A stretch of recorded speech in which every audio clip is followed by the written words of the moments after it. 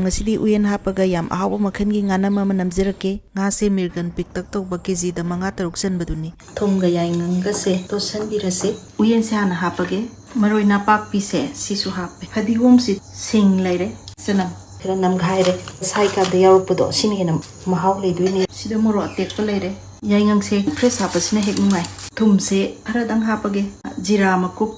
hadigom makuk gulmorok makuk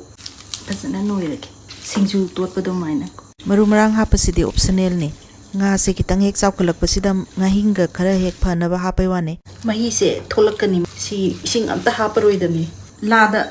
hapkala age hanbal maron se napakpi ga uyen ga se si mathangda sahi marinate tawgiba nga do fasana thambirase si makha tarakpada lemoriba uyen se thambire asa dawsina chamas amakak lawraga hapire makha tarakpada di awa fadigom janam oren saning ba ming kaina sawa yanaba mayang ton khara nga sidi direct tawad hapka toine maina ongyo ko tawa singa sara e mayom se thamme dugo makum khumjalak on dana mug yairasi minute kuntra manga daina nifu bog manung duda mun bane phasana dum munjalamani minute kuntra nga sana phare ngak ingda laga mug yengasi manam gadi numsi jan phung sa jani sidi yam phasana tare ko